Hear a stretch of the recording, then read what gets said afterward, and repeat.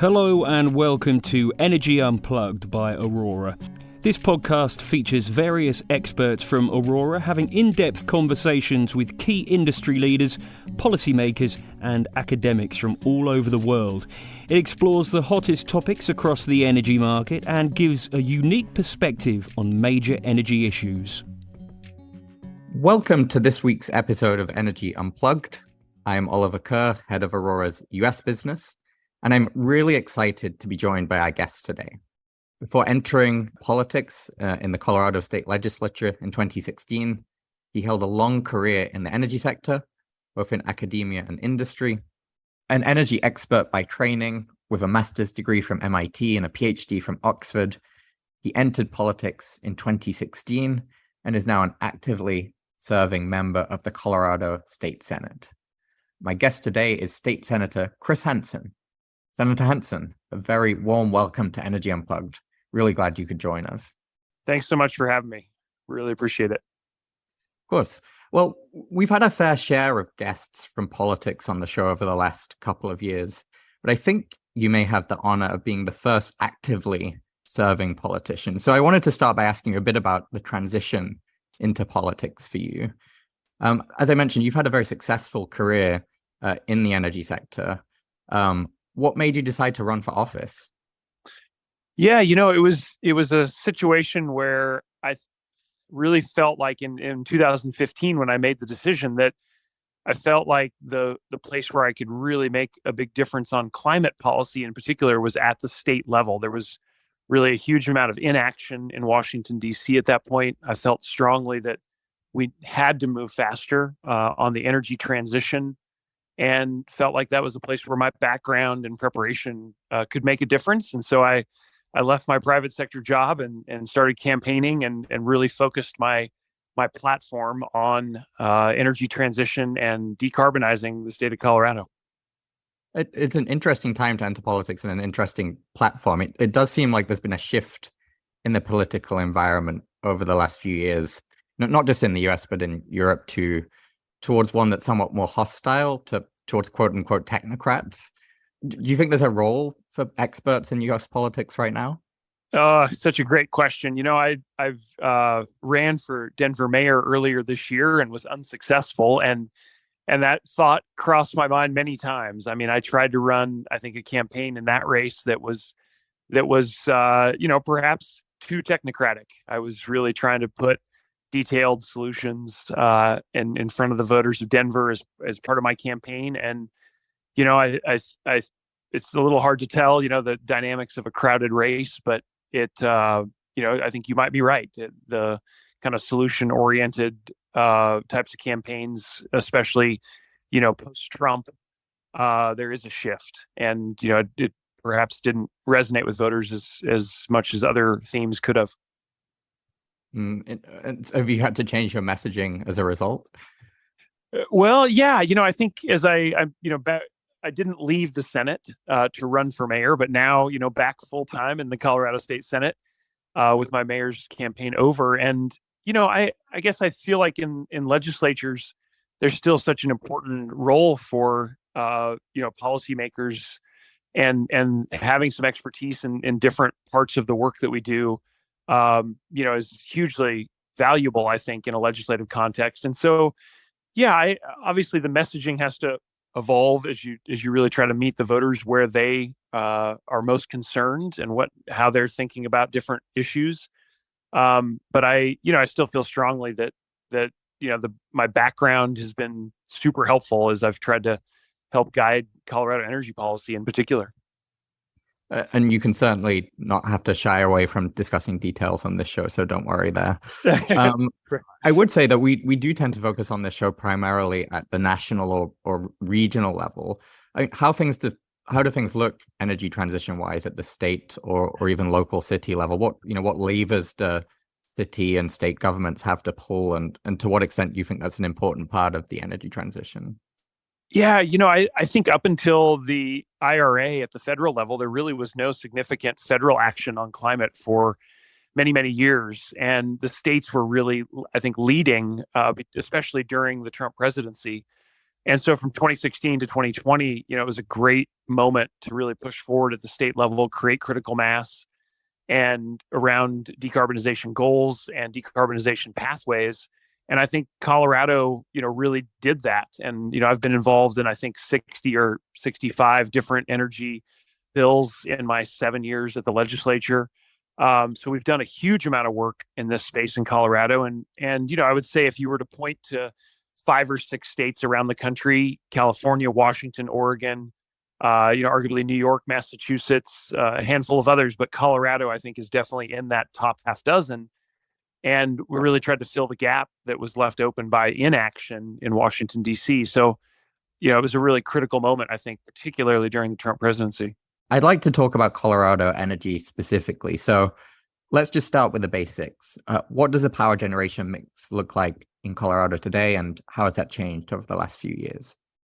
Yeah, it has changed significantly, but we've still got some distance to go. I mean, I think we'll be largely decarbonized, by early in the next decade. We still have almost 50% coal power in Colorado right now, but that's down from about 75% just 7-8 years ago. And we're going to be at zero coal-fired generation by the end of 2030. So that, in utility terms, is a pretty rapid transition, and will be, as I said, basically zero net carbon, by 2035 or thereabouts. And so it's, a very rapid change, I would say, and something that Colorado has really tried to manage carefully, using lots of different policy levers, and I think importantly, really diving into that idea of just transition. So how do you help towns and workers, who may lose jobs because of a coal-fired power station closing down? I think that's something Colorado has really been leading on to make sure that, individual workers and towns don't get left behind. And could you talk a little bit to that?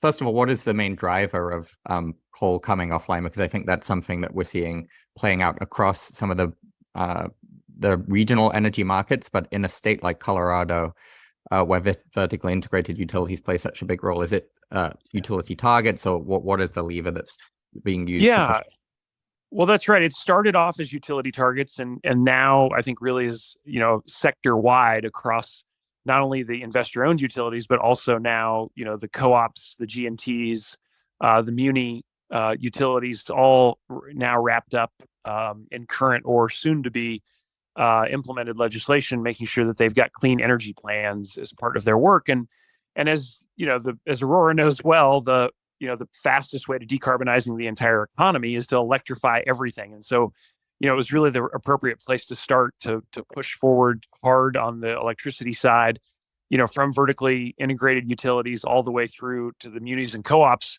And then importantly, the integration of the Western grid, which I know we'll have a chance to talk about today. But before I leave this topic, I think, the answer to your question is the huge reduction in cost in wind and solar and storage. Wind and obviously huge reduction in price over the last 15 years. Solar, huge gains as far as efficiency and the cost profile. And then, of course, storage improving, 10+% per year over the last 5 or 6 years. So all those things combined to put the operators in a great place to do this transition. And I think, Colorado's really taken advantage of that, of those economies of scale.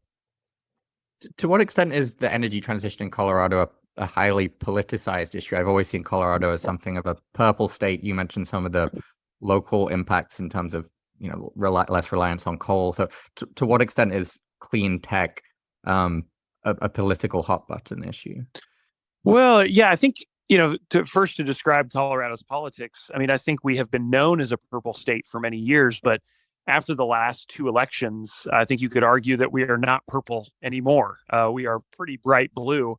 We control every statewide elected official as a Democrat. The House of Representatives at the state level has a supermajority, 46-19 Democrats to Republicans. The state Senate, which I serve, is 23 Democrats, 12 Republicans. So, we've really had a big change in Colorado politics over the last 4 or 5 election cycles, and we're essentially off the map when it comes to presidential politics. And as far as long-term Democrat control, it looks to be pretty solid in Colorado. So, I think that's the now situation politically. And of course, that opens up a huge amount of new possibilities when it comes to policy. And I think we've really tried to use these majorities to move quickly and smartly down this energy transition path. And so climate legislation that would have been impossible, with a Republican legislature now, we've been able to move very, very fast in Colorado. Oh, that's interesting. And I think one of the things that I've always thought is, it's remarkable the extent to which energy transition sometimes transcends political bounds at the state level. At least some of the reddest states, at least, are some of the most renewables friendly in terms of deployed generation. Well, it certainly can be, but even in places where there was a great start for wind power, let's say in Iowa or Indiana, which are decidedly red states now, you've seen some policies that kind of go the other direction. And so, there's a strong push by especially the fossil fuel industry, kind of the Koch brothers network, if we can use that phrase kind of broadly, to be really pushed back hard against renewables in many of the redder states. So, I think this is a battle politically that will continue to play out. But I think the good news now is that we've got the federal policy in place that provides long-term stability for clean tech incentives. And you'll see lots of red states, of course, wanting to take advantage of those incentives. So, in that sense, I suppose the policy die is cast. Right. I think we've always seen, for example, federal support for tax credits, even, that's bipartisan in nature. I think once sort of economics and markets come into play, you start to see these things winning out. But perhaps this actually gets to a broader question around the role for markets in the energy transition. And I think this is something that you've certainly written a lot about. So, Colorado isn't part of an energy market. It's a regulated market. Actually, perhaps first for listeners outside the US, could you explain what that means? Yeah, certainly, Oliver. The Colorado has vertically integrated utilities. Xcel is the major operator in Colorado and has, the system in and around Denver is a big part of their operations here. And those are still, vertically integrated, regulated utilities. And that model continues in Colorado. And, we've got municipal utilities that are also vertically integrated, but a lot of exciting change on the horizon. And that's coming about, with competition now, both on the generation side, lots of independent power producers who are very active in Colorado on the generation side. But importantly, we now have on the books a piece of legislation that I helped craft in the 2021 session to create a deadline for Colorado operators to get into a regional transmission organization. And, the United States is about 2/3 of the power sold in the country is in an RTO. And I felt like it was really important for Colorado to move in that direction. But, unfortunately, the west part of the United States is largely without RTOs. The only one you could point to would be California ISO. And so, this is a big part of our energy policy in Colorado, and our ability to decarbonize, I think, is highly dependent on us entering a regional market. And so that's kind of an exciting next step. And that deadline for the utilities and for the operators is at the end of the decade, that they have to have joined an RTO. So lots of exciting movement on that front in the West now, and Colorado hoping to lead the way. Yeah, I am always fairly surprised at the prevalence of regulated markets. It's pretty shocking to me that in a country like the US, where markets are central to most things, you still have a third of power that's bought and sold in vertically integrated utility markets. Like you say, you've argued for establishing an RTO in the West. Can we double down on why exactly you think that's important? Is it more about economic efficiency or the energy transition? Yeah, Oliver, I really think it's both. I mean, that was certainly the argument I made when I ran Senate Bill 72 in the 21 session. It was a bipartisan bill, I had Republican co-sponsors in both chambers. And I think the reason for that was the broad agreement that we want more competition and more economic efficiency that can come from a well-structured RTO. But then, as I was talking to stakeholders further on the left, the environmental groups, for example, we also recognize that a stronger regional grid helps us to integrate more wind and solar more cheaply and more quickly.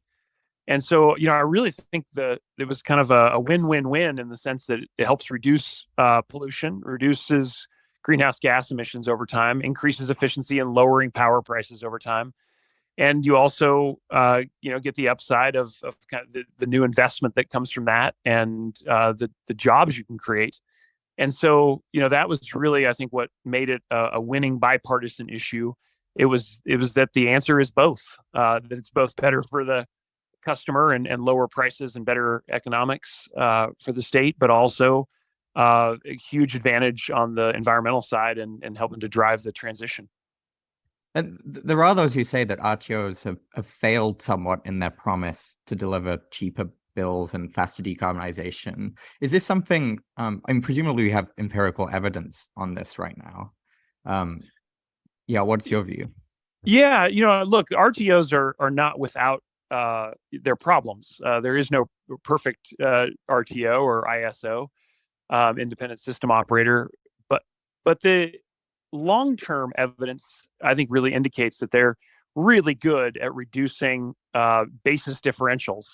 So they reduce the high price zones. And SPP, I think, is a great example of this, where they've been able to drive down power prices. They've been able to drastically increase the amount of wind and solar, particularly wind, because they serve some of the windiest places in the world, and huge, penetration of these renewables, because you've got an RTO that otherwise is very difficult, for places like Kansas or Oklahoma.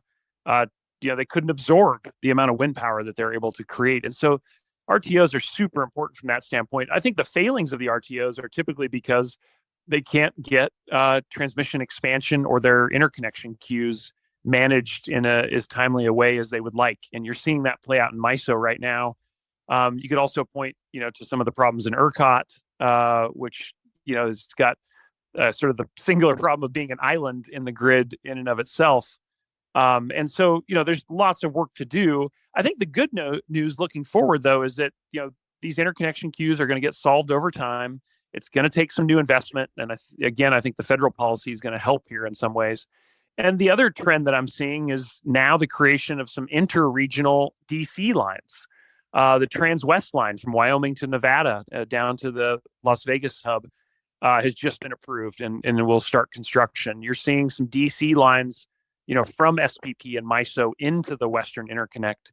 And so you'll be able to really see, I think, better ability of these regional grids to connect over time as well.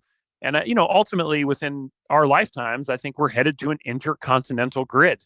It is sort of the obvious economic answer, but in the steps, of course, we need to get there mean strong regional grids. And that's why I thought it was so important for Colorado to go that direction.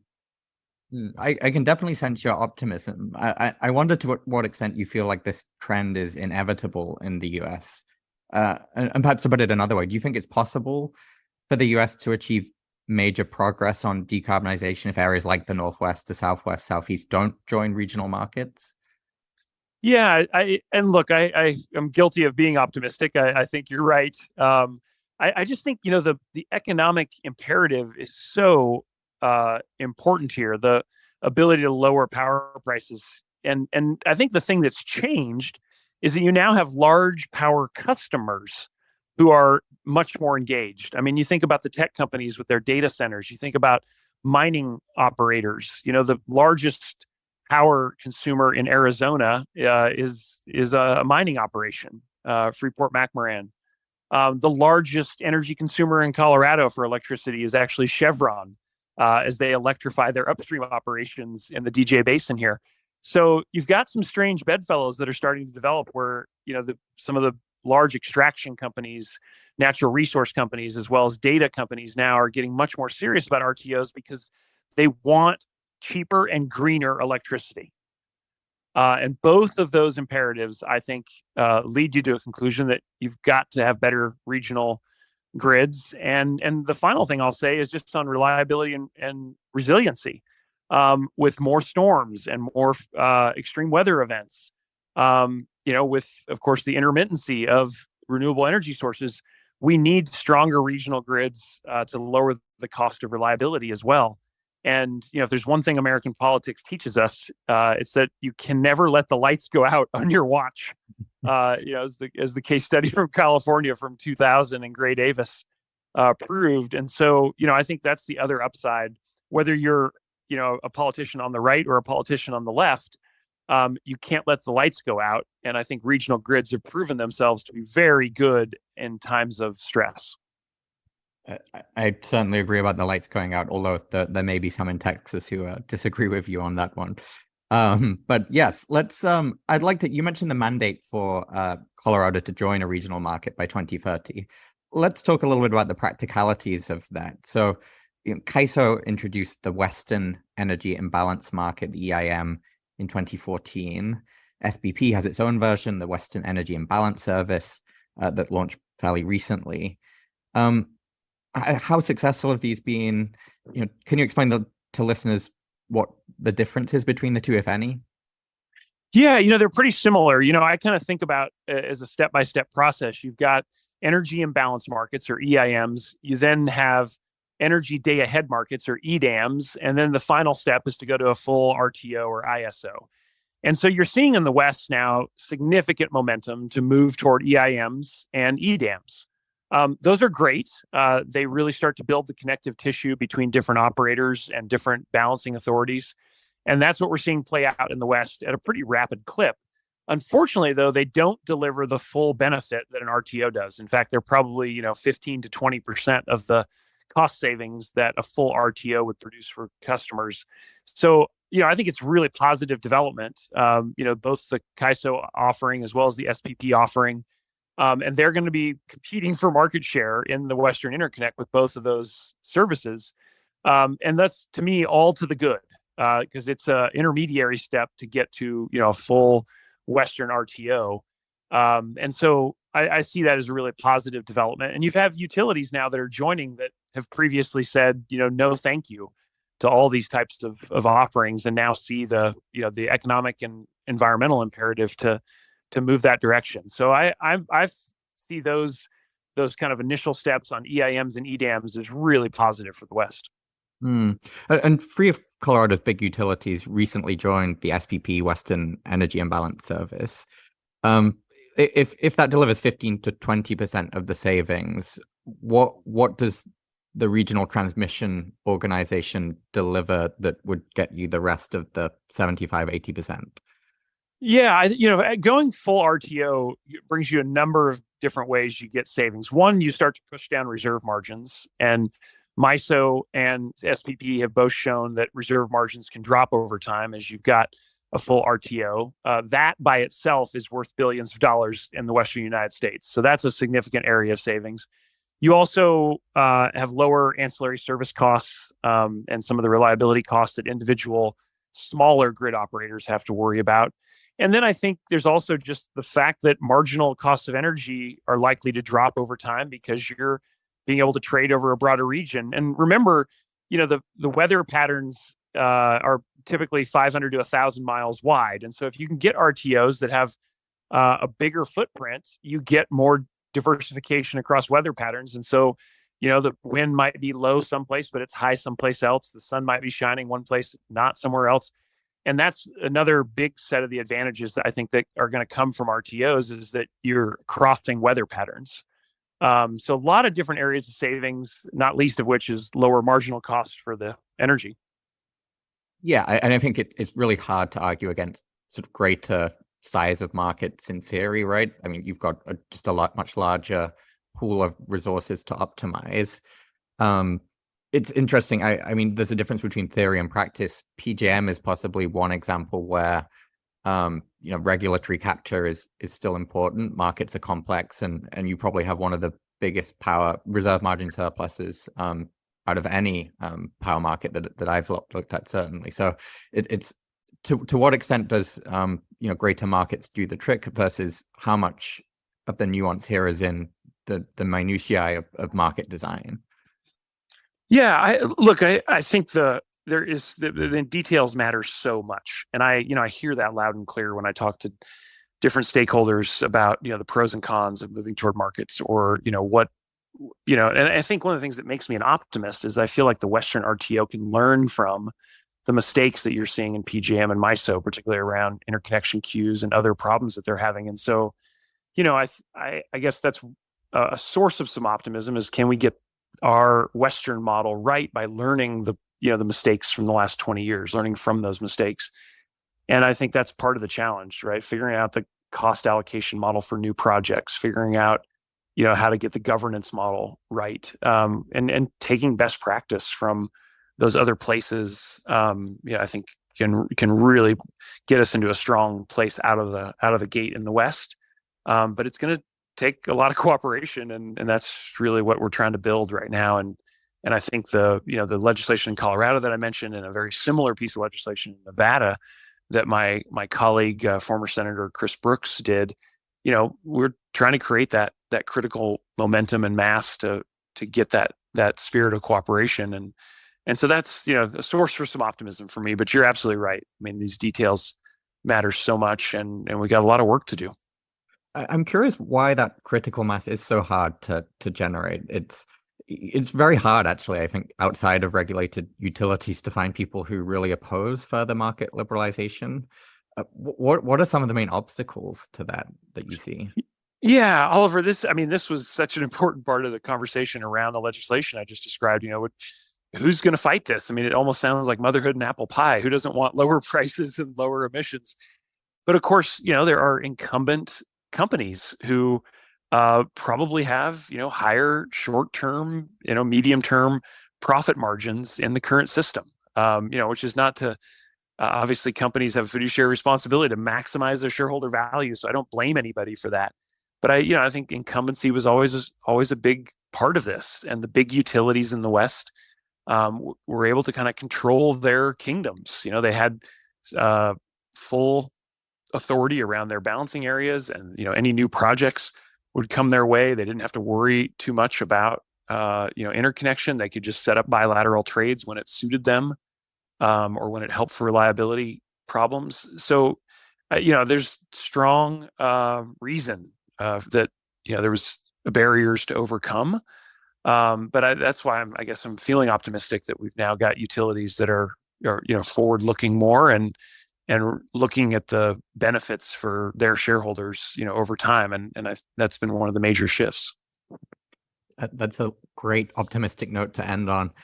Just before we wrap up, I always like to ask people for their top recommendations. So who have you been reading or listening to in the energy space that you think's always a good or thought-provoking or relevant to your work?